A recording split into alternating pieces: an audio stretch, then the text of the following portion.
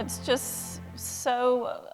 such an honor, and it's very humbling to be here. When I heard of all the speakers that have been here so far this season, I'm right in the middle of Jesmyn Ward's book, Sing Unburied Sing. How many people have read it? So good.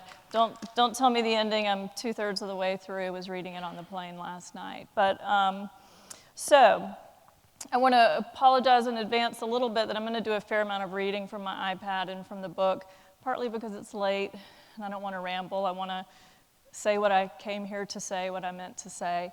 But I'll start with why I wrote Supernormal. And I think the why says a lot about where the book goes. But the reason I wrote Supernormal is that, as Lonnie said, for the last 20 years, I have been a clinical psychologist and an educator, some of the time in Berkeley and now in Charlottesville. And so what that means is that I spend most of my days, every day, talking to people one at a time behind closed doors. And what I have found is that people come to see a therapist or, come to a teacher's office hours when they feel like they have something to talk about that they don't have anyone else to talk with about that thing, or they feel that no one else will understand. And so how many therapists or social workers are in the room? So, hello, my people. So you probably have that experience where you spend the whole day hearing about people saying, I'm the only one who, or I feel like the only one who. And when I have that experience, I've written 2 books based kind of on my experiences in my clinical practice, and they both had that motivation, is that I have a lot of people who feel alone with similar problems, and feeling alone is not serving them. And that's my frustration as a therapist, is that they're less alone when they're with me, but I'm one. And if I like for the work to start with me, I think therapists or social workers or teachers or clergy or superintendents are great places to start, but I don't want people to finish there. If I'm the last person that client feels seen by or known by or cared about by, then I haven't done my job, that I want them to be able to have that same kind of intimacy or authenticity with friends, with partners, with family, with whoever. So I feel like a bit of a responsibility to get those conversations out from behind closed doors, to facilitate bigger conversations, public conversations about things that people feel alone with and feel like they can only talk about in private. And I've also, with the book, I've learned a lot from listening to people, that this book is not my brilliant insights about adversity and resilience at all. It is what my clients have taught me about adversity and resilience. It's what I've learned from realizing I need to know more about that adversity. I'm going to study that. I'm going to look at the research. I'm going to try to put it together. So it's what my clients and my students, it's what researchers and scientists have taught me, but that I think not enough people have access to the information. Not enough people have access to a therapist or to a university. And so I wanted the information to be out there for anybody who had $10 to buy a book, or access to the library, or access to the internet, or a talk like tonight. Education is an intervention, said Bell Hooks, and so my book was intended to be education and intervention. So that's why I wrote Supernormal. The book is not, and my talk tonight is not about what's the quick fix for adversity, because if there's one thing that I have learned is that resilience is not a quick fix. That's the untold story of resilience, that it's not a bounce, it's not a snap, but we'll get to that in a minute. So I'm here to share with you some of what I've learned from clients and researchers, and I'm here to hear what you can share with me about adversity and resilience here in Evanston, or from your practices or your lives. So I'm going to begin. I'm going to read the first couple of pages or so from Supernormal, and then I'm going to go back to the iPad. But I'm going to begin reading And this client, although I don't think I make this clear in the book, but this was one of the first clients I ever had, so this was about 20 years ago. And I've noticed that both of the books that I've written started with a couple of the first clients I ever had. And I think that's because in the first year that I worked with people, I began to see something that I would see again and again and again.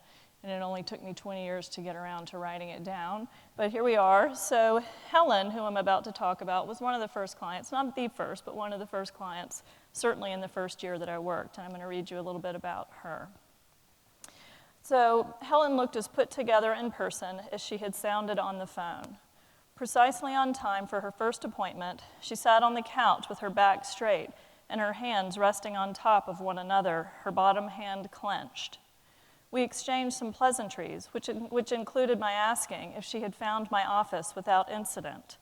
To this, Helen replied almost offhandedly that she'd been late getting out of a meeting at work, rushed over in her car, gotten a flat tire on the way, rolled into the closest service station, dashed in to drop off her keys, dashed back out yelling over her shoulder she would return in just an hour, jumped on a bus heading in the right direction, hopped off a mile or so later, and ran the last couple of blocks.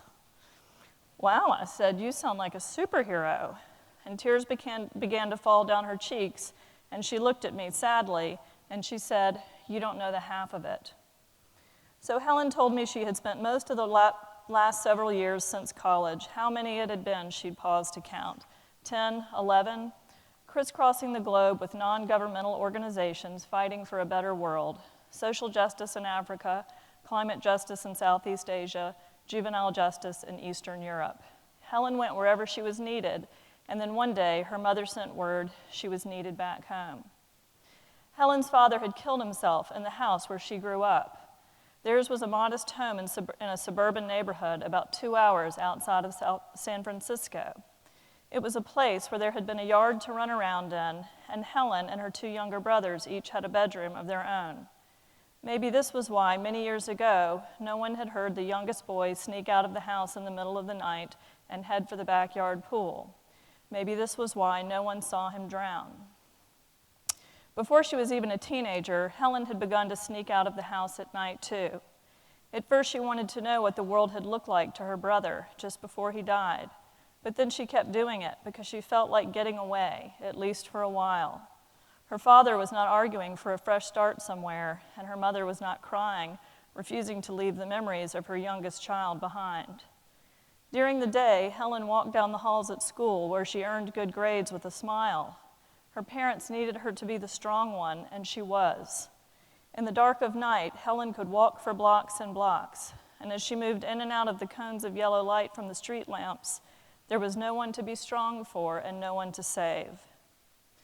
Now back from her work around the world, Helen drove her rental car down those same streets, unsure of what she hated more about her neighborhood. The fact that the houses were all supposed to look alike, or the feeling that hers had never seemed like the rest. Next, she went to her father's office where she packed his personal items into a cardboard box, among them an empty water bottle stashed suspiciously in the bottom desk drawer. When she unscrewed the top and put her nose to it, it smelled of alcohol. Helen felt like drinking too, as she sat back and swiveled side to side in her father's desk chair and eyed the hundreds of files stacked haphazardly in chairs around the room. On her way out, Helen politely thanked her father's colleagues as they fumbled with awkward condolences and congratulations too about her many good works. Your father was so proud of you. He talked about you all the time, you know.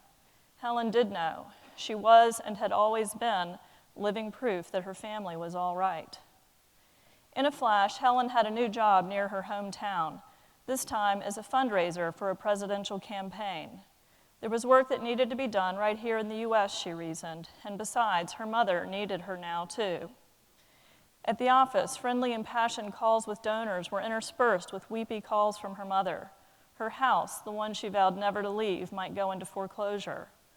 It was on a day like this one she made her way to my office and told me her story. I've never said all this to anyone before, Helen confided, as tears rolled in steady tracks down her cheeks.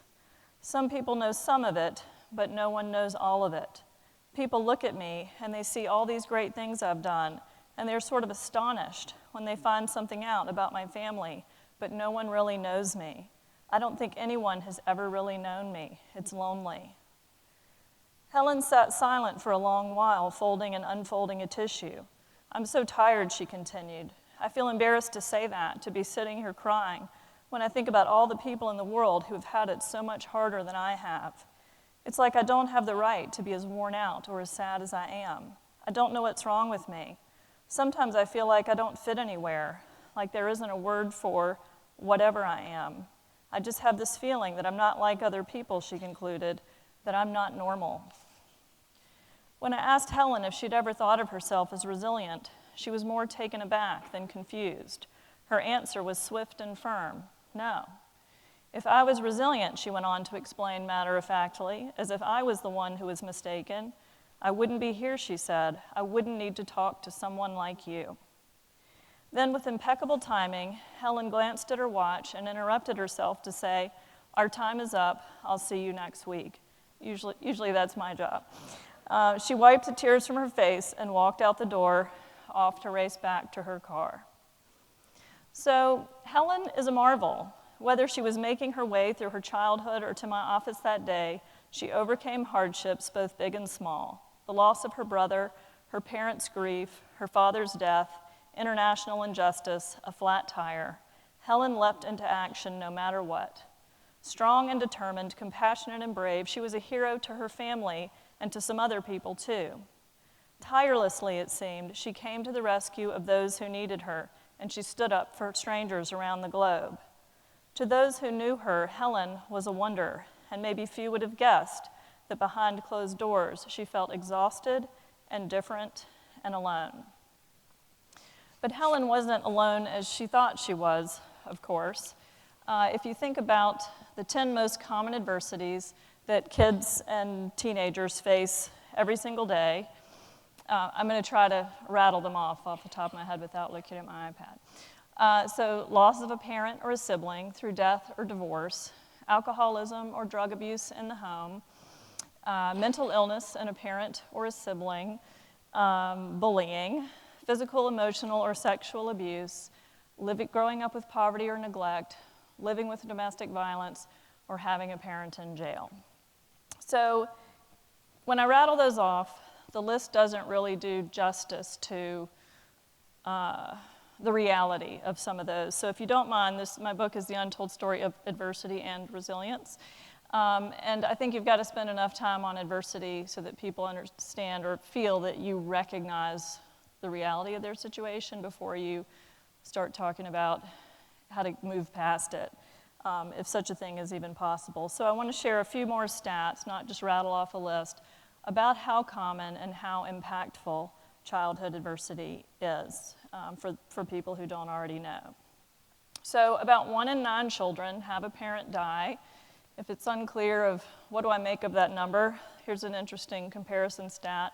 For every child diagnosed with cancer, which is something we hear about on commercials or in life, 35 will have a parent pass away. So having a parent die is much more common than people realize. Even more common is to lose a parent through abandonment or divorce. However, children who are left by a parent through abandonment or divorce are often left with what is called disenfranchised grief, or the sort of sorrow that comes from a loss that's not widely acknowledged. I think because divorce is so common, and sometimes it's even for the best, it's hard to acknowledge the pain that can go along with the loss of a family or the loss of a parent, especially if that parent fades from the child's life. Approximately 30% of youth live in a home where a family member abuses drugs or alcohol. Addiction is the most common illness that kids see parents suffer from, and having a parent who abuses substances is one of the 5 leading predictors of child maltreatment, with between 1/3 and 2/3 of reports to CPS involving substance abuse in the home. Neglect is the most common problem in houses where parents are users, and although we know that neglect is at least as harmful to children as is physical, verbal, or sexual abuse, it tends to receive the least amount of attention from professionals. Current estimates are that 25% of youth are the targets of verbal abuse and 15% suffer from physical abuse.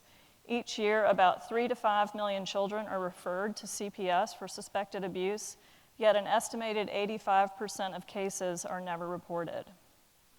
And although abuse by a sibling is rarely reported or taken seriously, about 1/3 of children are hit, kicked, punched, bitten, or attacked by a brother or a sister in any given year.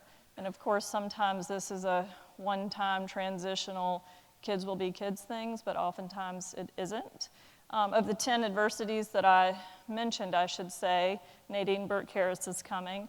Most of those are the ACEs, the adverse childhood events, although I threw in a couple of extras. One is bullying is not currently an ACE, although it will be. I think it's because historically the ACEs have focused on family.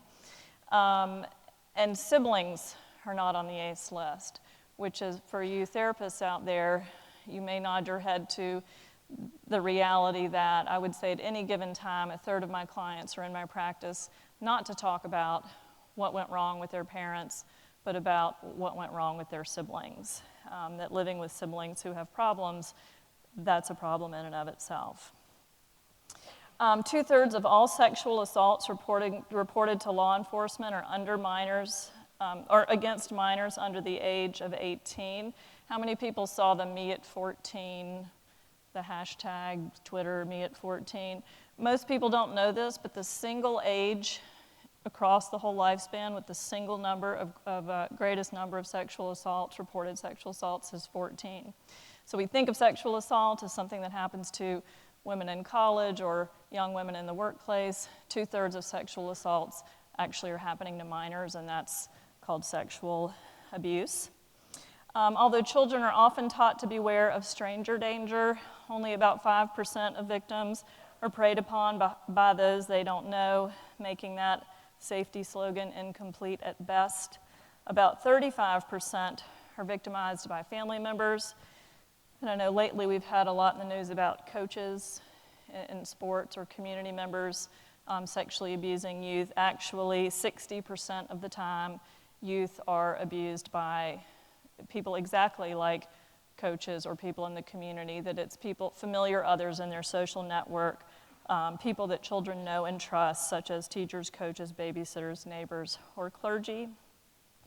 About 20% of youth will witness some form of domestic violence. This is one of the most common forms of violent crime and the leading cause of injury to women between the ages of 15 to 44. And what a lot of people who grow up with domestic violence aren't aware of is that just because they weren't the ones who were injured, they might not have been the ones who were hit or being abused. Just living with domestic violence, whether that's parent to parent or parent to partner or sibling to parent, that is a real adversity in and of itself. 1 in every 28 children now grows up with a parent in jail. This is a remarkable number in that just 30 years ago, it was 1 in every 125. Incarceration has such an impact on so many families that in 2013, Sesame Street took up the topic on its show. And it's sort of like in the 70s where Sesame Street started talking about divorce. Now Sesame Street is trying to help kids process what it's like to have a parent in jail, and you have to explain to people why mom or dad isn't home or who you're going to visit on the weekend. That they're giving voice to the fact that losing a father or a mother to the system is a lot like losing a mother or a father through abandonment or death, but because the loss is more stigmatized, there are fewer services and supports for the so-called orphans of justice or the children who were left behind. And then finally, about 20% of kids or teens share a home with a family member who is mentally ill, and this could be a parent or a sib, and we may not think of those who are mentally ill as parents, but 50% of parents who live with a serious mental illness also live with their children. So their children are living with a serious mental illness as well.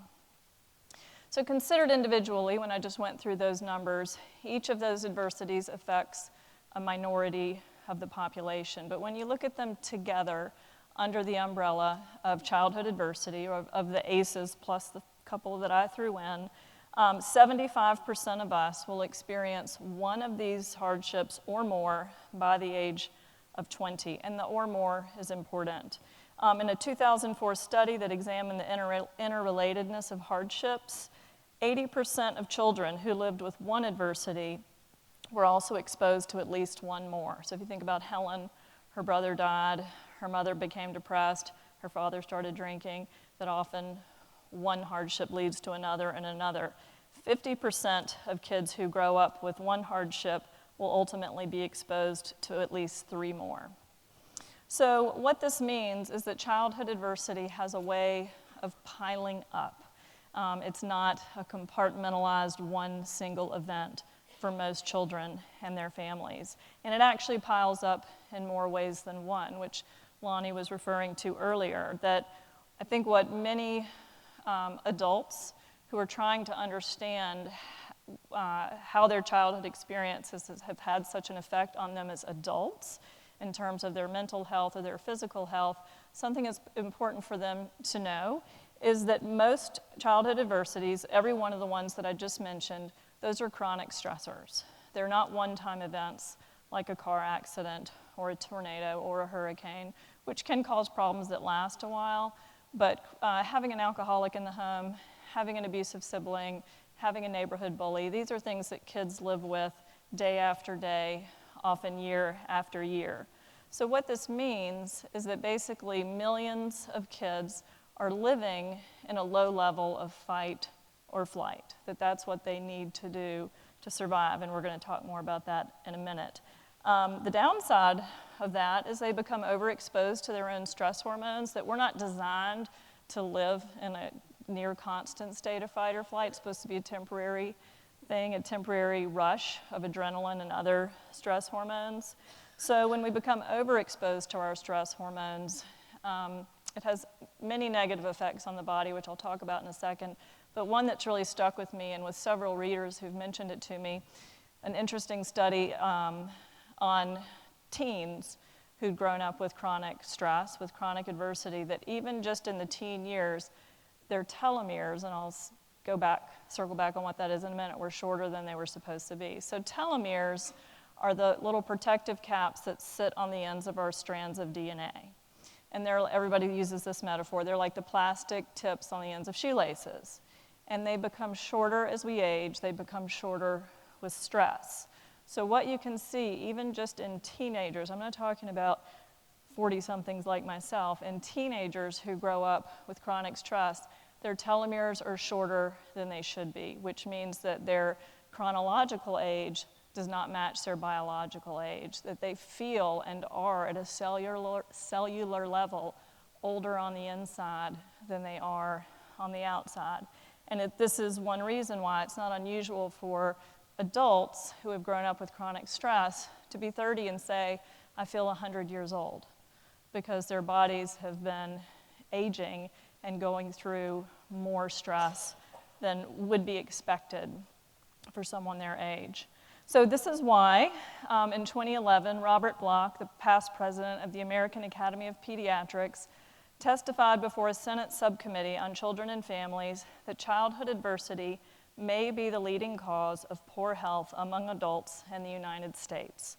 So growing up with chronic stress puts us at significant risk for school failure, behavior problems, underemployment, substance abuse, mental health problems, suicide, chronic disease of all kinds, and even early death. Okay, that's the bad news.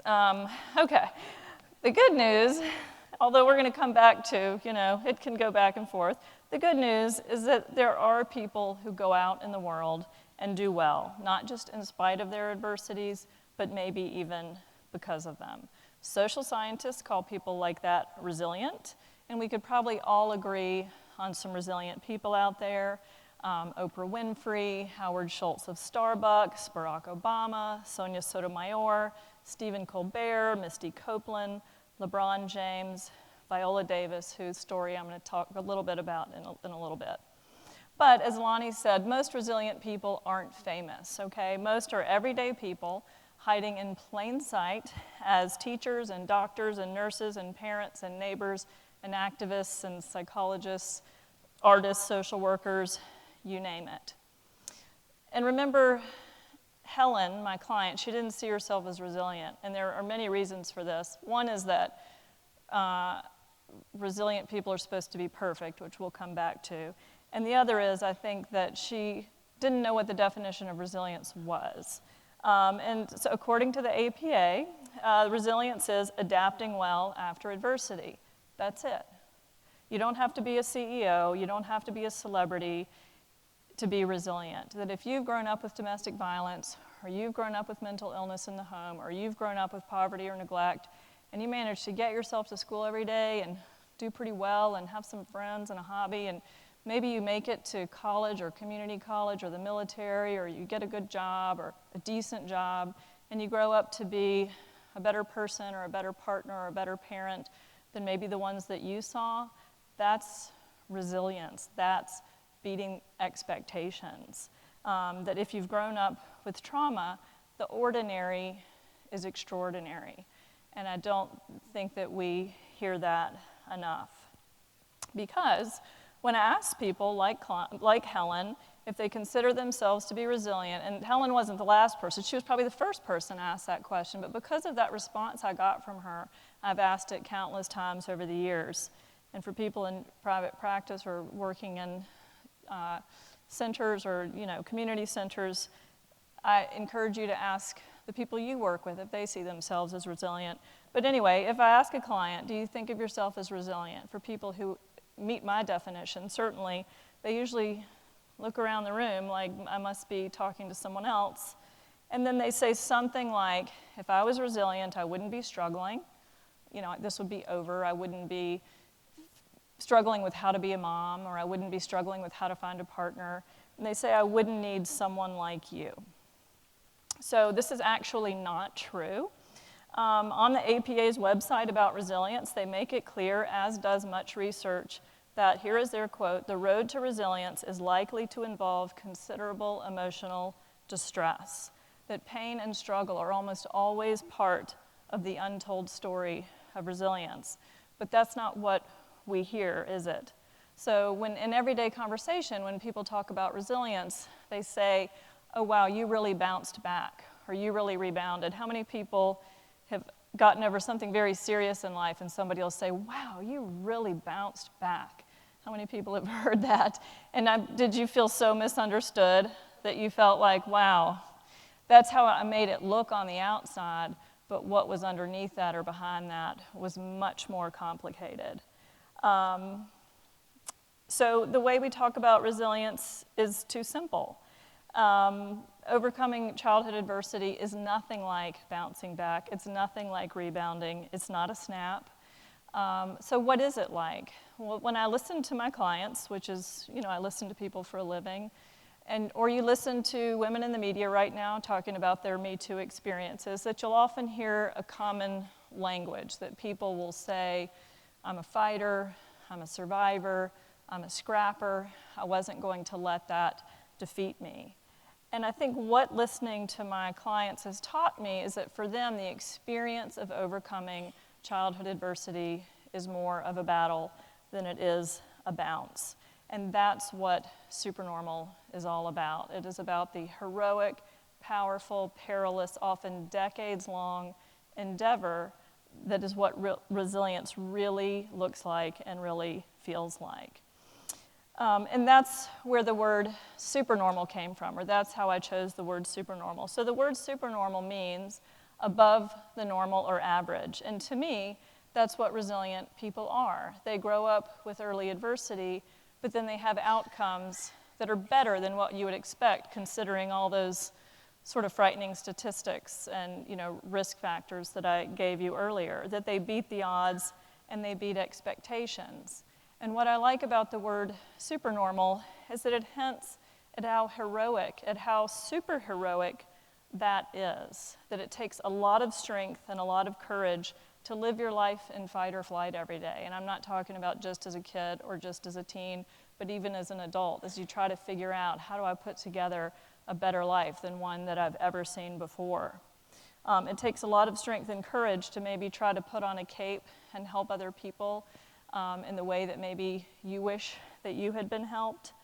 And another reason that I chose the word supernormal, that I wanted to play with it for the book, was not just because my clients didn't identify with the word resilient, which I knew that they didn't. I wanted to give them another word, but also a word that emphasized their positive outcomes. That just like Helen said, so many people feel abnormal because of the adversities they've lived with, but maybe we can flip it and see ourselves as supernormal because of what we've done to get beyond that or to fight for a better lives for ourselves.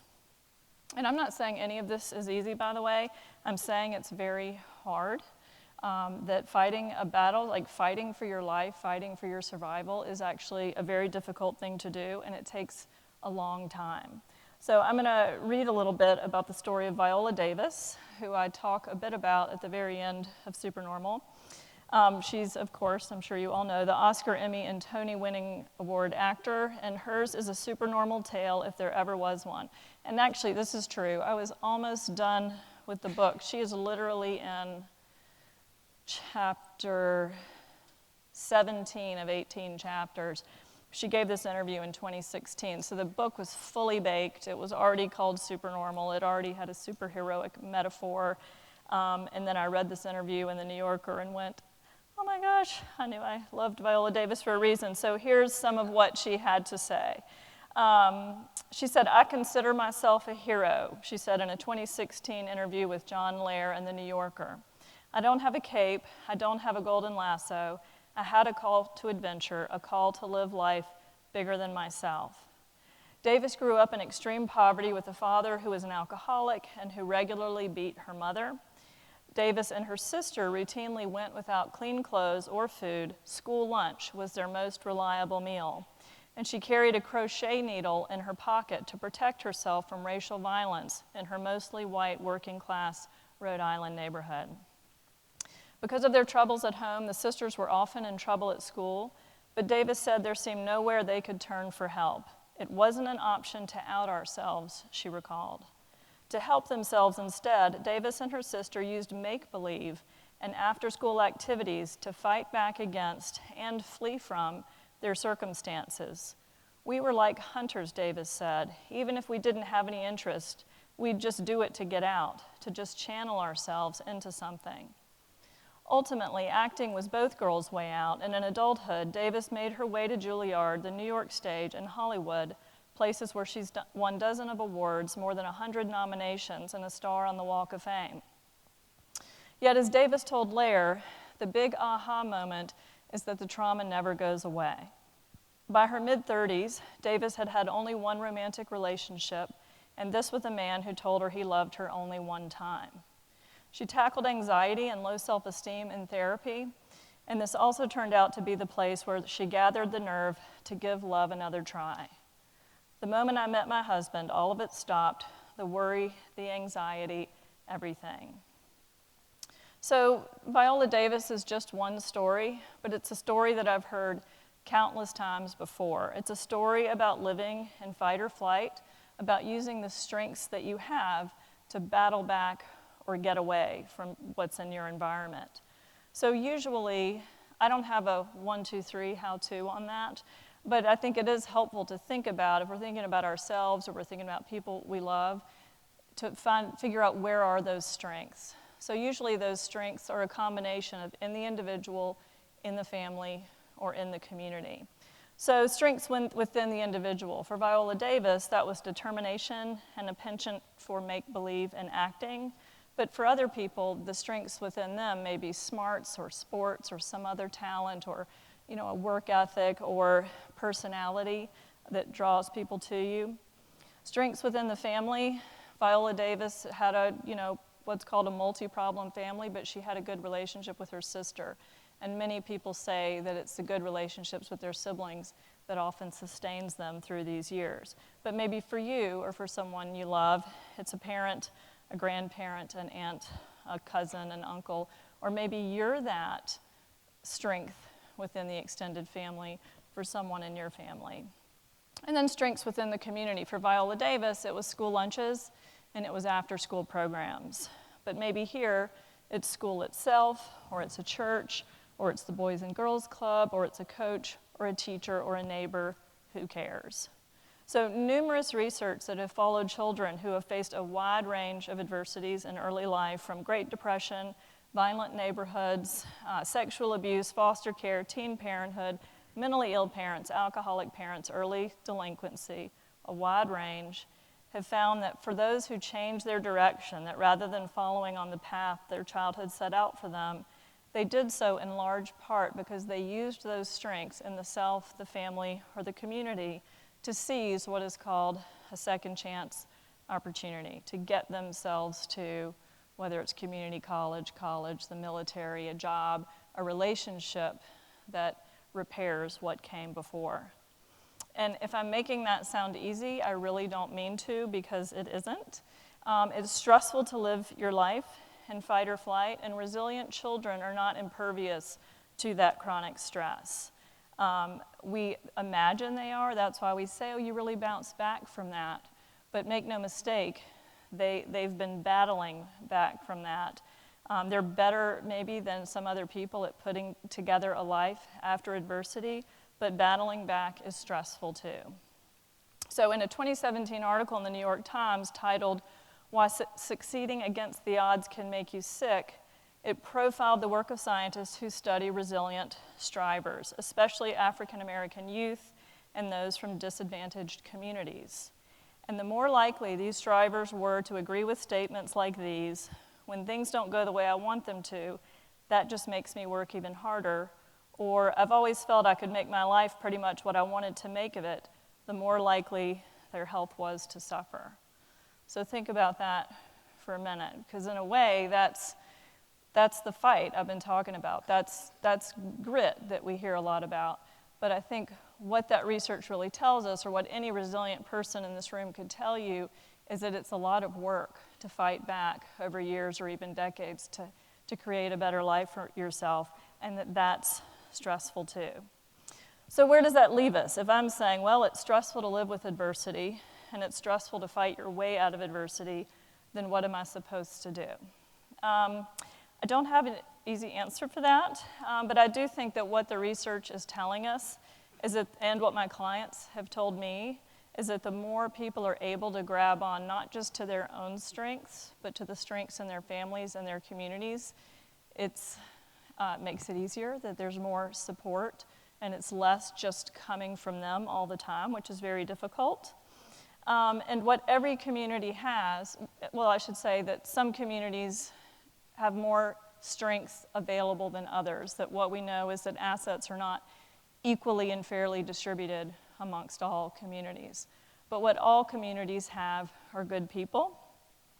And that's something else we can learn from Viola Davis's story, that we can't go it alone. And I know y'all have had George Valiant here, you've had Bruce Perry here, so have both talked about the power of love. And so, yes, the power of love, and just the power of people, good people who care, in relationships in general. Many therapists out there might identify with this. I think that a lot of times we think if we really want to help someone, we need to be able to take them into our home and completely change the situation, but that's just often not possible. But you would be amazed how many times I've heard from clients or from students, gosh, that teacher I had in the 4th grade, or that neighbor who used to have me to their house all the time when I was in the 9th grade, or that friend who always let me sleep over. And these might be people who are long gone, not even in touch with the adult anymore, but they look back on those supportive relationships and were able to piece them together and to use them to be healing and to feel like that's how they got through. So remember, Helen said that if she was resilient, she wouldn't need me. She was wrong, that one of the best predictors about whether or not someone will fare well after an adversity is whether or not they have people who care or people who support them. According to trauma expert Bruce Perry, whose work I love, he says the research on the most effective treatments to help trauma victims might be accurately summed up this way. What works best is anything that increases the quality and number of relationships in the child's life. And that goes for adults too. That comes back to what I said in my work with people. I'm not done if I'm all they've got. That I want to increase the number and quality of relationships of people who care in my adult clients as well. So I'm going to rattle off a few studies for you because I think they say a lot about that good people are everywhere and good people help in most every situation. Hundreds of studies with thousands of participants show that in both children and adults, what predicts distress after adversity is not the severity of the event, but how alone someone feels afterward. And in study after study of resilience in particular, especially ones that look at the lives across many years, people emerge as a powerful force for good. In the National Longitudinal Study of Adolescent Health, a study of more than 12,000 individuals, what most protected at-risk teens from poor outcomes was feeling connected to a parent or a teacher or a mentor. In another longitudinal endeavor, this one a 14-year study of nearly 700 diverse youth and their families, it was parents, friends, teachers, mentors, relatives, and lovers who were the lifelines that saved those who were swimming against the current. In more research, this tracing the lives of 300 teenage mothers over 17 years, the support of parents or significant others made it more likely for these young women to excel at school and at work. In a famed study of 500 impoverished urban youth, those who felt connected to work or to love in adulthood were least likely to remain in the judicial system. And in the Kauai longitudinal study, it's a famous study that followed a diverse group of people from infancy through midlife. They found that a good marriage or a good partnership with a loving and stable person, or in some cases, a good second marriage after a hasty first one, was one of the most pivotal second chance opportunities, those turning points that I mentioned early on. And so what we can see, the common denominator there is that I think for many people who are resilient, the fight or flight helps them survive, and that's what they need to do for many years, and that's often what they've been doing by the time they come into my office. But then once they get to my office, they look at me like Helen did, and they say, I'm exhausted, and I'm lonely, and I feel alienated, and that's where the relationships come in, and that people need to do more than just survive, but that's really where you can begin to feel like you're thriving. So I'm going to wrap up with a couple. I'm going to read the last. Not only, Lonnie said, she said, I'll give you some advice. Don't be a tease with your book and tell people they have to read it to find out how it ends. I'm going to do the opposite. I'm going to read you the last 2 pages of the book. So reverse psychology. But really because I like to help people, and if you don't buy the book, I'd still like to give you some good advice. Okay, so I start with a bit of an intro that won't make sense to you unless you've read the book, so here I did tease it a little bit, and then move on to some parting words. So here we go. Own the fighter within. Be empowered by your ability to be strong and to bound over obstacles in your way. There is no need to feel bad about the times you've been angry, to feel ashamed for refusing to accept things the way they are. This is how resilient people strive and thrive, but remember, you need to find ways to create some peace for yourself too. Find someone to tell your secrets to. If that person says the wrong thing, try someone else, and soon. This will get easier, and your story will become more organized and more understandable with every telling. It will probably become shorter as well. Even and especially if you were not taken good care of as a child, take good care of yourself as an adult. Find a physician and get a physical once a year. Tell him or her that you have a history of childhood adversity because he or she will not know it just by looking at you. Sleep 8 hours a night, eat well, play well, exercise well, work well, which includes taking time off. Start now. The good does not win out in the end if your life is cut short because of chronic stress.